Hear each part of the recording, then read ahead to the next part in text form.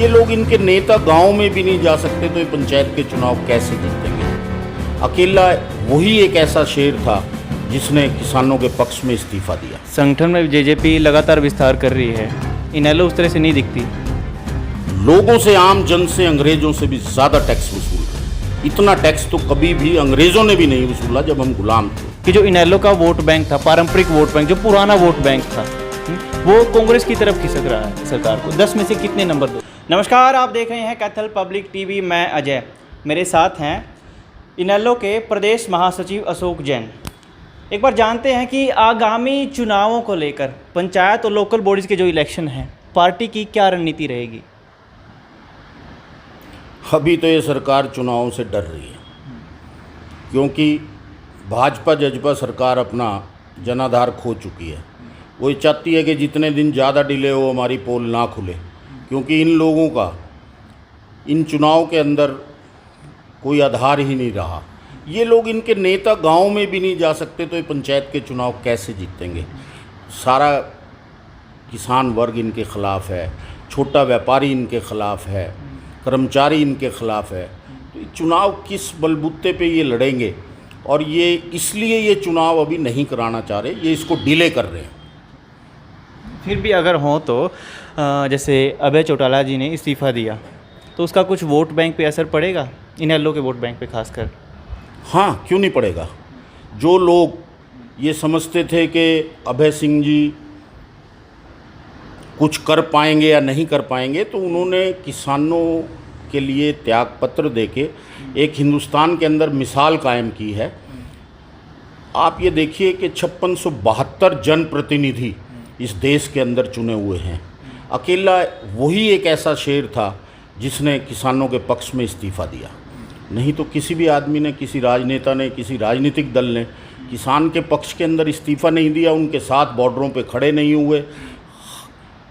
अभय सिंह जी ने, आप ये देखिए कि किसानों के लिए बॉर्डर्स पे अस्पताल बनवाए, उन लोगों के लिए खाने की व्यवस्था की, जिससे आंदोलनकारियों को कोई दिक्कत ना आए। पूरी सपोर्ट की है उन्होंने, और इस बात से मैं तो ये मान के चलता हूँ कि आज एक बहुत अच्छा जनसमूह जो है वो भाई अभय सिंह जी के साथ खड़ा हुआ है।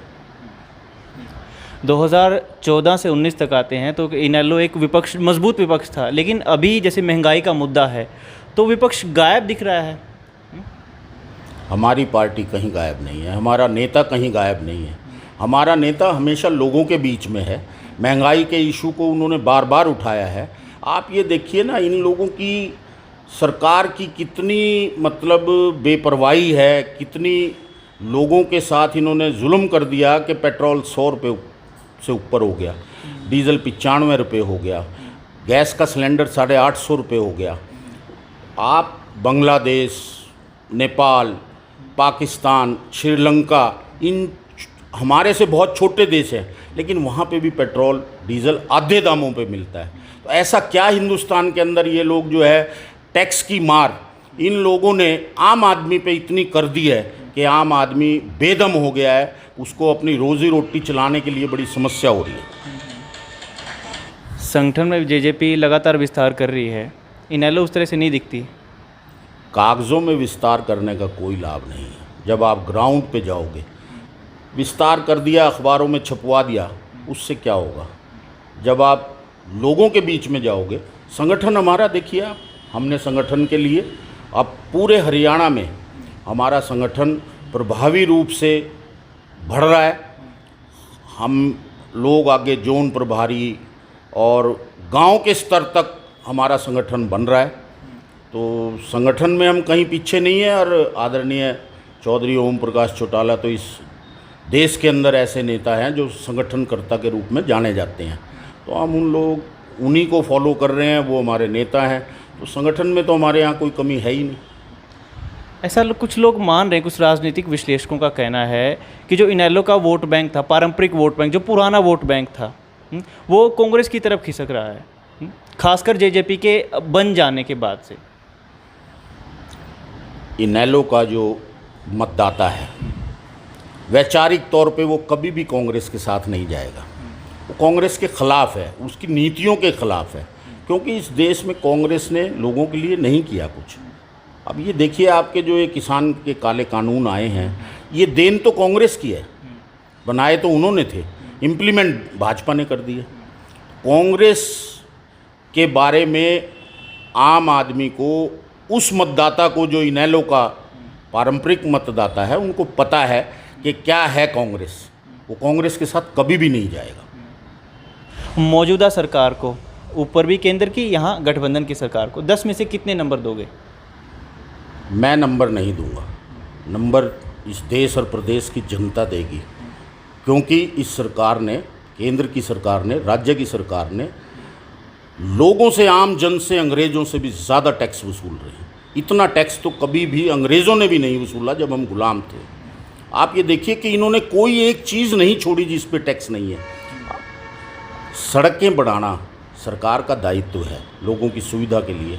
आप सड़कें बना रहे हो, ज़बरदस्ती टोल वसूल रहे हो, और 4-4 गुना टोल वसूल रहे हो। जिन टोल पे जिनकी समय सीमा भी समाप्त हो गई है, उनके बावजूद भी वो टोल लोगों से लिए जा रहे हैं।